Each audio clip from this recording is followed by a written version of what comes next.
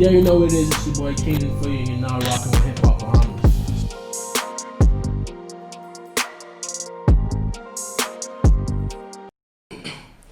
Alright, here we go. We back. We got Mr. Church in the Wild. What's going on? Everything good, man. Right here.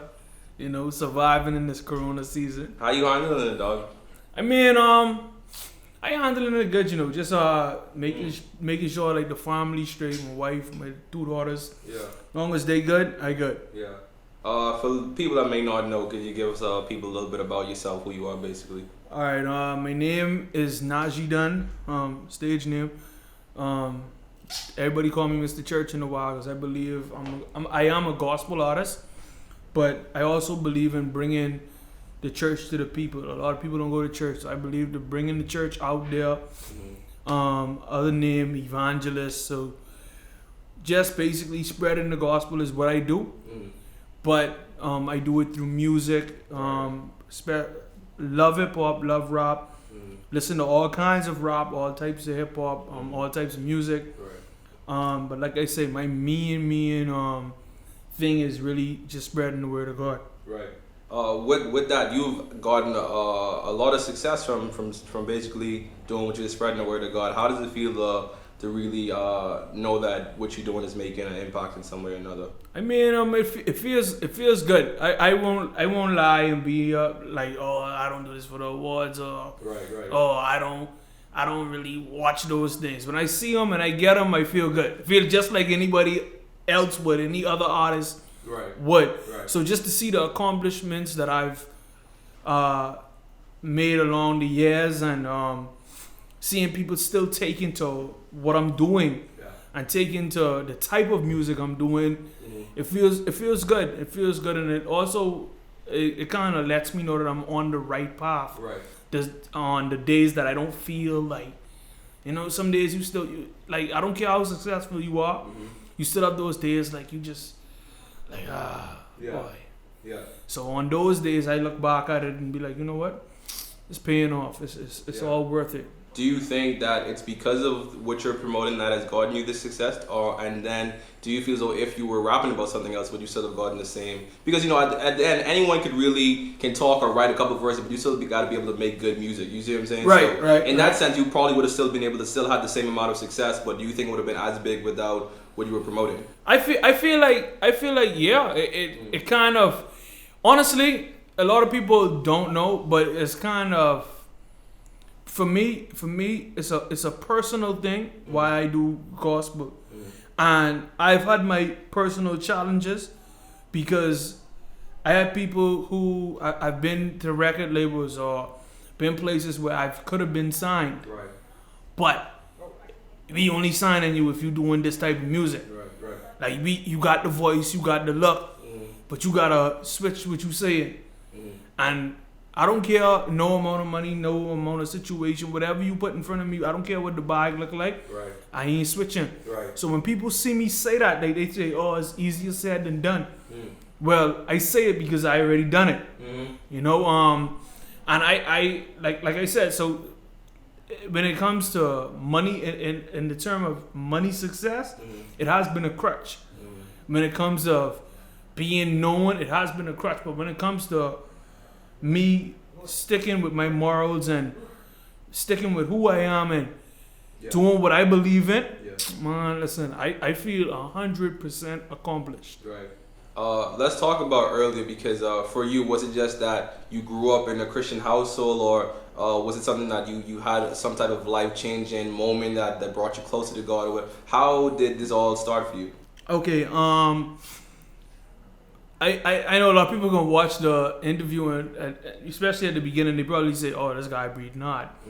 Reason for me breathing hard is one of the reasons why I rap for God. That's the reason why I live for God. It's because a lot of people don't know, but when I was born on the 6th month.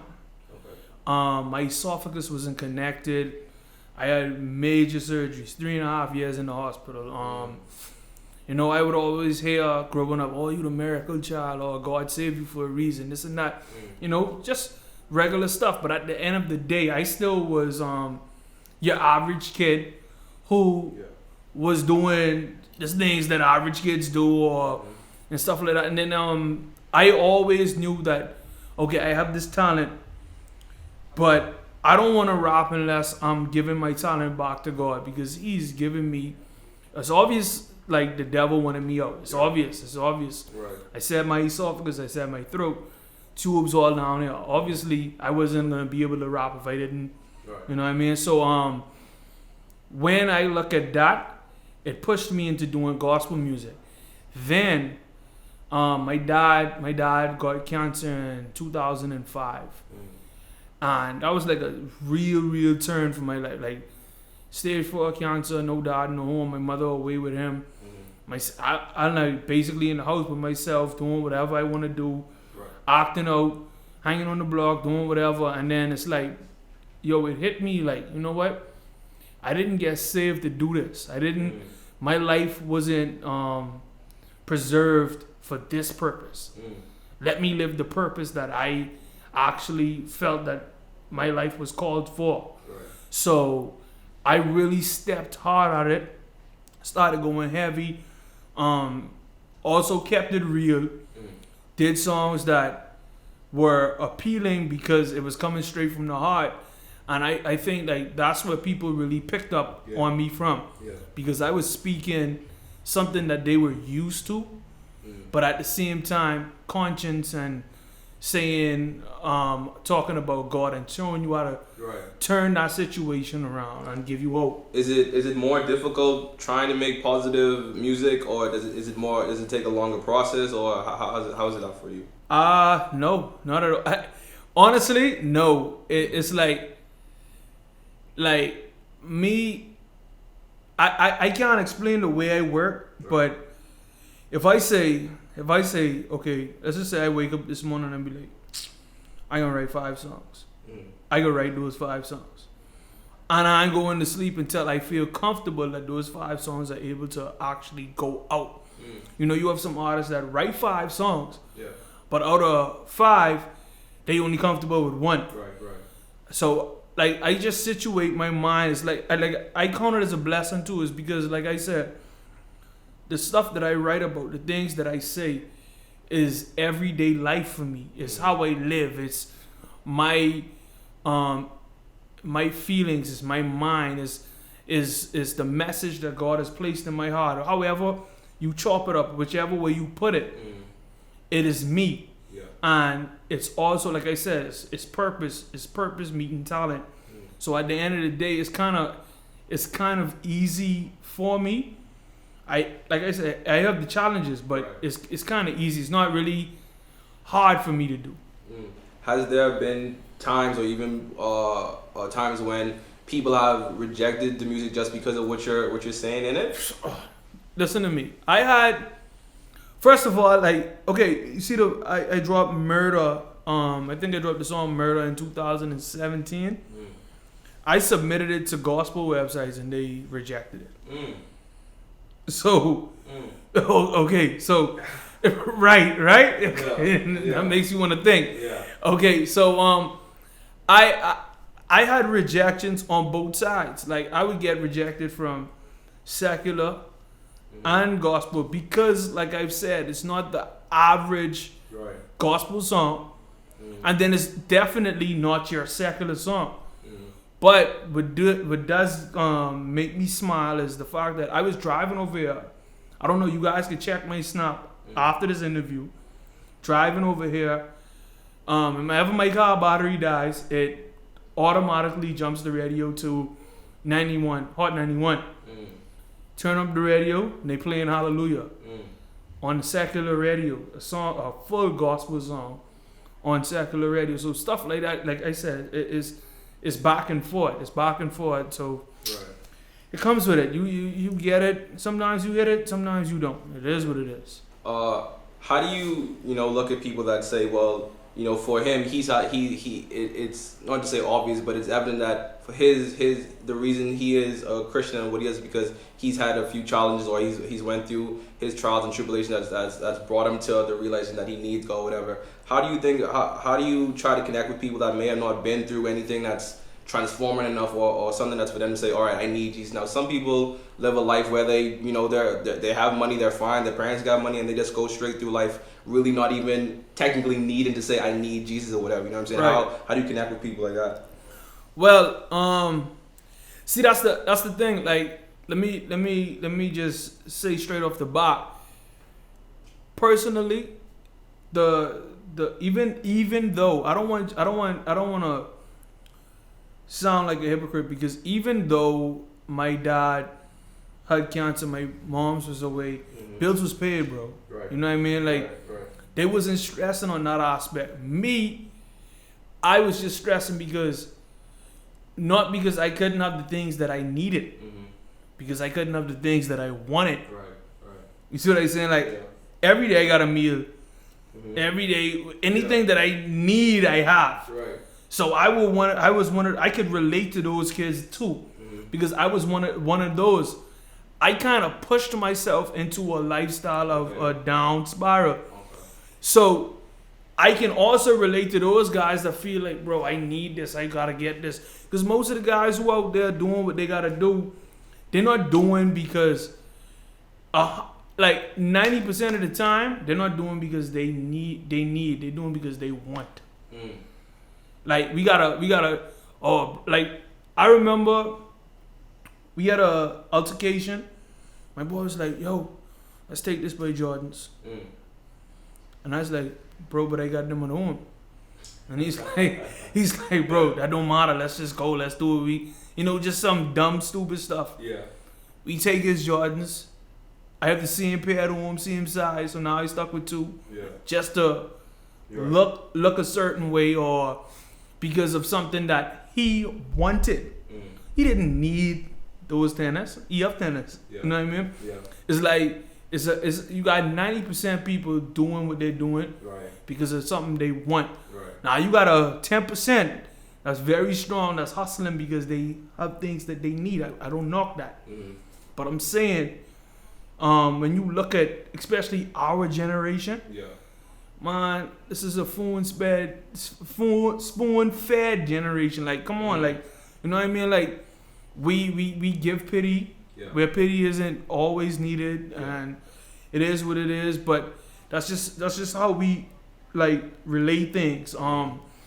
So it's easy to relate to both sides because of how I was, how I was raised, and like I said, I didn't have to be in the ghetto, but I was there.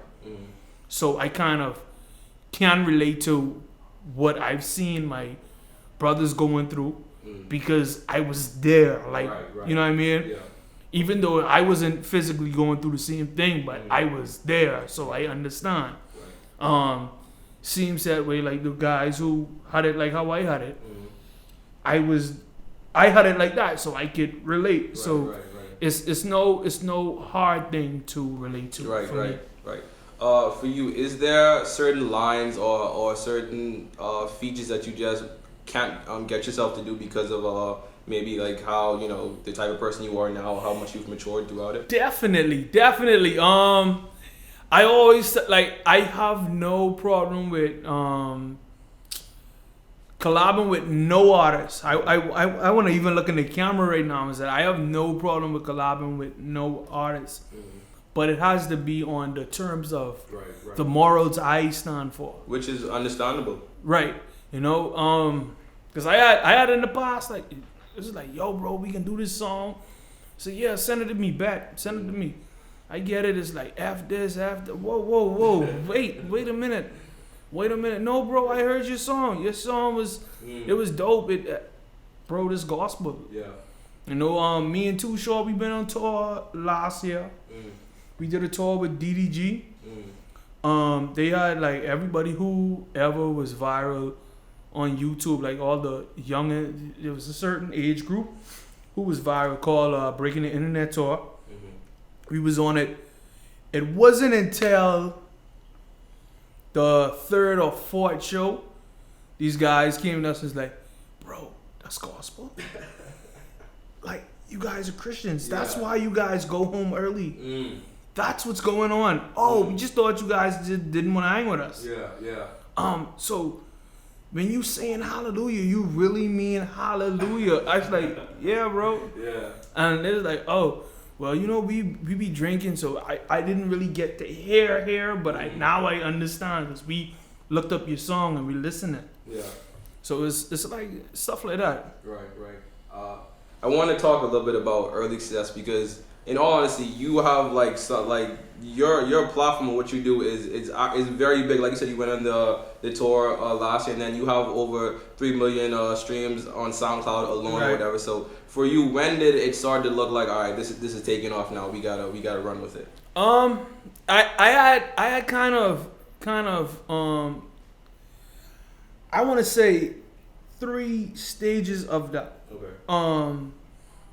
Because like I said, when I first started, I was playing on 100 Johns. He was doing like Bahama Hot ones, heavy things was going good. Like that's when Bahamians was taking over the radio in the Bahamas. Like we was doing shows with E-Life and Sosa Man, MDs, everybody just was doing big stuff. Like then we got the first big show I ever had was Heineken. They had the Green Hype, and it was me and Ricardo Clark. He's a gospel artist, and we went to Green Hype. We got a lot of flack for that. So it's like we had to step back out of that. You know, Bahamian people, we go. Yeah. You know, we get a lot of criticism for that. So we stepped back. We was trying to let them know, like, yo, we still doing the same songs. We just here. Yeah. So we had to wait for the time for them to start catching up. That was a run. Then it was a whole other run. When I dropped my album, I was in Relentless Pursuit. Right. We booked out the whole Holy Trinity hall. Yeah. Like booked the capacity. And that was a solid run. But then, like I said, my dad got cancer. And that's when I took the little like spiral down. Then I had to get my head back in the game, and it wasn't until like after I came out of school, he was doing some stuff. Even even the hit with Lyrically Blessed when he died. Yeah. Like when you asked if it's easy to write songs, like after that I was out. I was out. I'm talking about I couldn't think of nothing. Yeah. Couldn't write nothing. Even Murder. You had Murder. I wrote Murder in 2016, 15. So we dropped that because I couldn't get my mind around to making music. But then when it started to click, it just started to click. Yeah. And that's when we saw the rise in the SoundCloud from us hitting the 1 million views with Murder. We started to push everybody who was asking for me towards SoundCloud so we could build the numbers. And I was trying to explain it to a lot of artists who asked me about it. Like I'm cool with giving information. Like you push your people to one platform, especially when you're growing up. I mean, you're just growing your fan base. Yeah. Push them to one platform.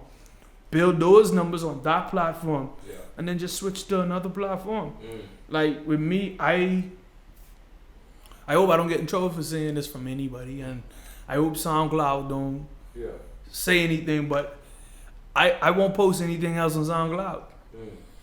That's not because I don't think it's worth it. It's just because even they don't do right by artists. They gave me a plaque.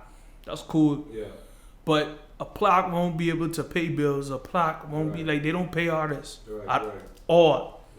So, I'd say try to go to another platform and build that up and do what you got to do. Like I said, it's been levels to what we've been doing.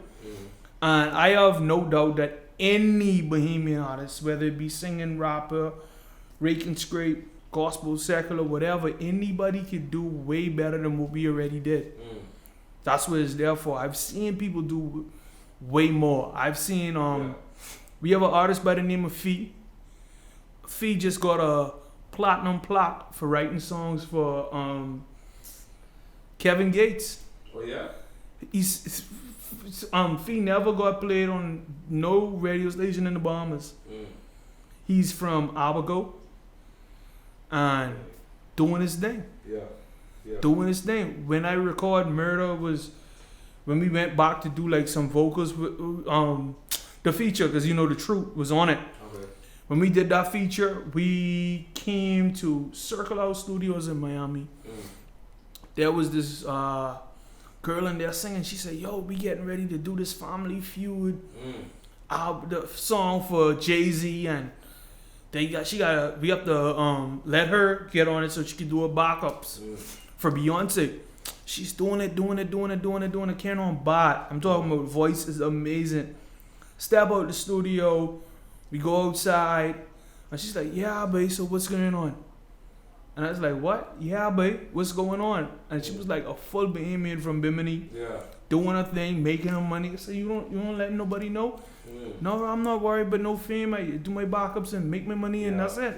So it's a lot of Bahamian people doing it big. All right, so let's talk about pressure, because we know that any type of public figure is going to have a certain amount of pressure when it comes to like the audience, watch them, the way they live their life, especially for someone like you who devotes their life to being an evangelist and having that Christian life. There's going to be an added amount of pressure on you. Could you talk a little bit about how much it is to, is it a lot of pressure on you to try to conduct yourself in a certain way where, because you know people are always watching? It used to be. Let me say that. It used to be it was before that. It was before that I actually. It's like before it solely became a part of me. Like I've done this so long, or been doing this so long that it's really it is what it is now. Like this it's a part of my characteristic. But before, like pressure, like, boy, trust me, anywhere I go. Like anywhere you don't supposed to be here. Like, bro, like I literally just here sitting down. Like, but they selling drinks over there. But I am sitting here not drinking. Like anybody know? Like, and that's the thing about it. Like, if you know me, you know, bro. Najie ain't drinking. Najie ain't smoking. He ain't doing that. Dying. Like it ain't him. And that's not even the God part of me. It's just something I don't do. So it's like, for people like try throw that on me. It's you know, I got a lot of people that love me, but it's a lot of people that I know really be low key hating on, or high key hating on what I stand for. So they try to throw that shit on this and that and stuff like that. So I mean, it's kind of used to it, but at the end of the day, I know I have to be a public figure. I know I have to be a role model to the people my age and the guys growing up. I know at the end of the day I have to present myself away and make sure let my light shine everywhere I go. Like that's my motto. No matter where I go, you gonna see that light dripping off me. You gonna know something different about this young man. Which is true, because I even remember at the Lil Baby concert when you went up. I remember in the crowd, there's people saying, "Oh, isn't he a Christian rapper? Why is he rapping there?" But even like when you rap, you know, even everyone that at least wanted to listen could even say, "Nah, but he's out. You know, he's really just out here talking this." You know, right. So you have people that respect it, and you have people that don't respect it as much. Yeah, that's right. It comes with the it comes with it. It just comes with it. So I understand it. I've been dealing with it from I was in school. You know. That was the hardest years of my life, being in school and trying to do the right thing, because I was known as a gospel artist from school time. Okay. So especially my grade 12 year. What school was that? CV Better. Just doing what I got kicked. I'm a like I said, Christian, gospel artist. Going to school, joined SCM, got kicked out of SCM, got kicked out of my religion class. Never, from October to June, never sat in my religion class. Got kicked out of SCM in October too. Never was able to go back, and for the reasons it was crazy. So, but it is what it is, because those same people see me now, and they adopted me and they understand where I was coming from then, because it wasn't even me acting out or being rude. Yeah. It was just me knowing Yeah. what I stand for. Like, of course, I'm not gonna be here if I got some souls to win over there or I got friends over there. I'm not gonna be like alienate those guys just because they ain't saved. Like, that's not me. Right. That's not me. Like, and even now, like, I got friends around me, like they respect me, but I respect them too. And it's like I'm not God. Right. I know I'm not God. I am the light to remind you of God, yes, but I'm not God. So God is here at all times. If you're gonna smoke by yourself in the corner, when I pull up and you still smoking, cool. If you light it out, cool. Yeah. It is what it is. However you feel, however you place your respect. I don't. Yeah. It doesn't matter to me. It doesn't do. Yeah. Let's for you as a gospel artist. I feel as though even in general, the generalization, there hasn't been, at least for the most ordinary view, to see that there hasn't been a big amount of gospel artists, even one big one that stands out over the whole or whatever. So how is it for you to say that I want to do this as this is what I want to do? Because if you look in the Bahamas, you don't, even if there's some, you don't see much. Then you look internationally, there may not be as many or whatever. So how do you even go about that? The funny part about it is I based me doing gospel rap. I looked up to gospel reggae. Okay. Me doing gospel rap. Okay. Those were kind of the blueprints I looked into. Okay. The Christian Massives, the Monty G's. Me seeing those guys, the way they actually carry themselves. See, and it's because, I guess it's because of the me seeing the radicalness of those guys, like the way they were still posture street, but like they, like when I first had a conversation with Monty, straight Bible head, but when you see him, it don't look that way. And he'll break every single thing down for you to understand in your terms, like, you know what I mean? So it was more than music with Christian Massive. It was more than music with Monty G. It was pure like discipleship with me and them. Right. And for me to see that or feel that, it kept me, like, you know what I mean, want to keep going. I've seen gospel rappers come. I've seen them go. I had my favorites. To this day, I tell people I don't know if you know Halle. I tell people Halle is my favorite gospel rapper. You got guys who's coming up, like you got shout out to Iman, shout out to Johnny B, those guys, Stocks, shout out to those guys. Those guys are doing their thing. So I won't ever say that we don't have those people. But I understand what you say. Like, you don't really hear outside of gospel, like of a lot of people. Right. Do you think have you ever been in a situation where you've met someone and were surprised, or like another artist, and were surprised by their faith or how much they knew about whatever? Because I feel as though, do you think it's able for me to make certain music and then still be a Christian on the other side of the? Yes. A lot of artists I know, they know in their head, like they know God, they know scriptures. We could have that down to down conversation, and they don't do gospel music. I understand that. I understand that. A lot of see this walk that I walk. This isn't a walk that I say, okay, I can do today. And just make that decision once. Like, I hate that line when you come to church and, oh, all you gotta do is make a decision today and you're saved. No, this is the decision you gotta make every day for the rest of your life. Every morning you wake up, you gotta make a decision to live for God. I understand that sometimes people is just not gonna make that decision every day. That's cool. We are humans, we are flawed. I I understand that I'm just here to help you or nudge you into the direction of making that decision every day. The funny, I have a song on my upcoming album named "Save Me." Okay. The guy who's featuring it is named Finale.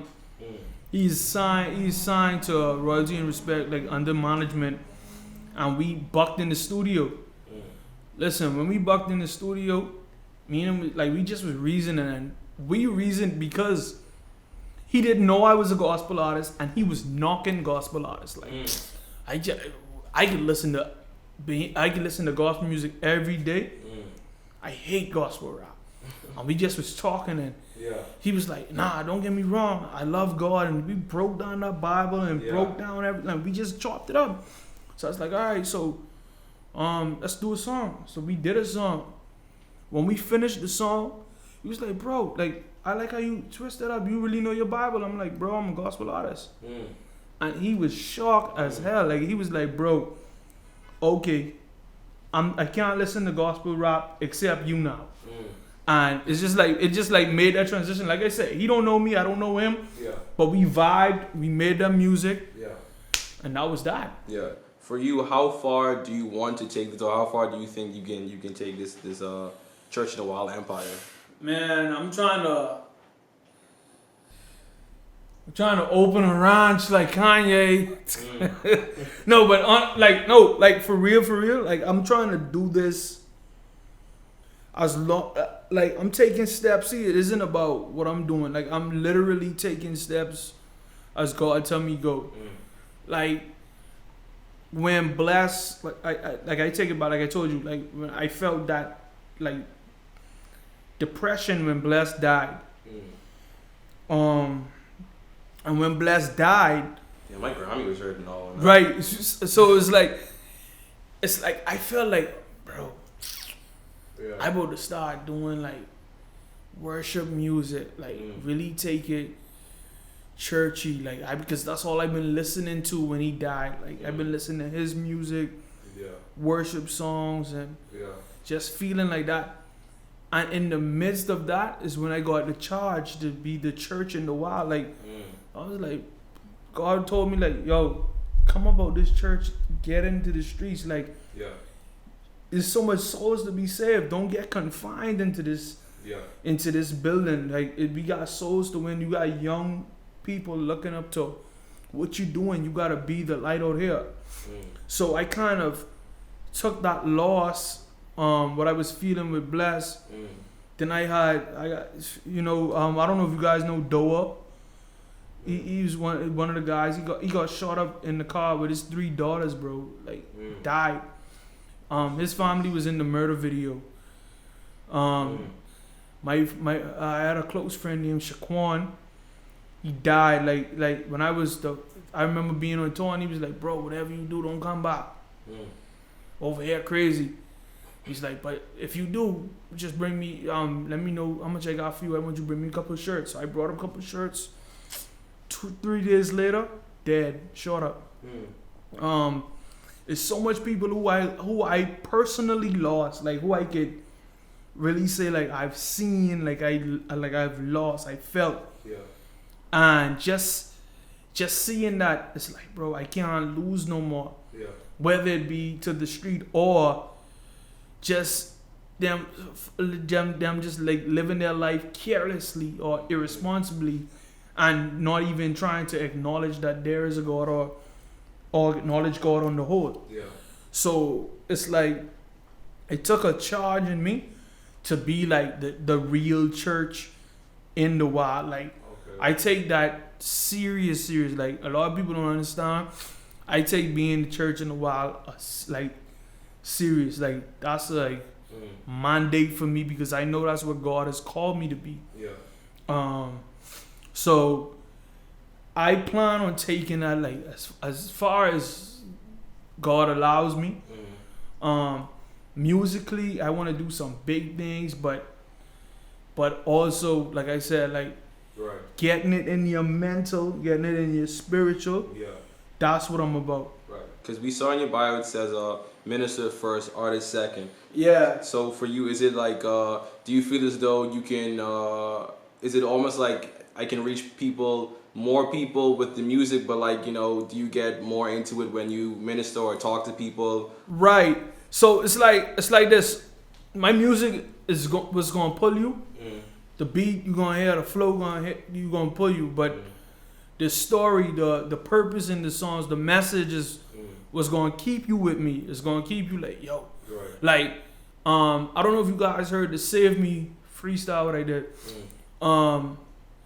I was like sipping on this lean just to get some sleep and like that was real talk. Like I was like I've been there. I know what it is. Like you know what I mean. Like really. I've seen my shout out to my boy Midge. He's out of jail now. So shout out because I was like to my homie Midge and they locked him in the cage. Yeah. Like those were like I said, I keep it 100% real. And I'm gonna give you the real me. I'm not gonna act like, I don't fall short or I don't have my moments. Right. I'm not that guy to act like that. I'm gonna level with you so we can level up. Yeah. That's important too. And you know, just before we wrap up, I want to really ask, throughout it all, how important has it been, you know, keeping God first and you know, putting Him through and in front of everything throughout the entire course of your artistry? I think it's very important to put God first, like in everything, not just even your art, your craft, but everything you do in life, you should put God first. I mean, especially with me doing my music, I let God like order my steps. Like, yes, I go with God, but I let Him go before me, and you know, kind of iron out the path. Any artist out there, I don't know. You said to specifically ask about the, you know, scared to say Jesus or scared to say what they believe in. I just want to let you know, like, your morals, your word, what you stand for is all you have at the end of the day. So stand firm in it. If you rap Jesus, bro, rap Jesus. Like, you know what I mean? Like, go crazy with it. Like, that's you. Be yourself in your music. Be who you are when you're not in the booth. Be who you are when you're in the booth. You know what I mean? Just do it. Be real with it. So, like, don't worry about what people have to say because there's someone waiting on you to say what you should be saying. You know, if you follow into a path of what you think they want to hear, then they'll miss what they need to hear.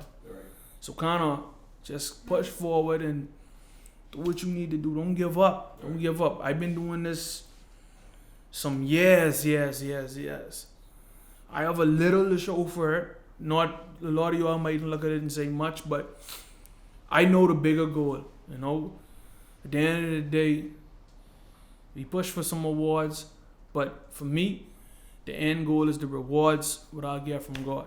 So you know what I mean. Just keep doing what you're doing. All right, Najie, we appreciate you coming out for us today. We appreciate you sitting down talking to you, and we'd love to have you back again, dog, for sure. Anytime. You know I rocking with y'all, man. I rocking with HipHop Bahamas. Yeah. Hey, yo, what up? You know what it is? Your boy, Najie Dunn, the evangelist, church in the wild. You're rocking with HipHop You know what it Bahamas. is? It's your boy King for you, and you're now rocking with HipHop.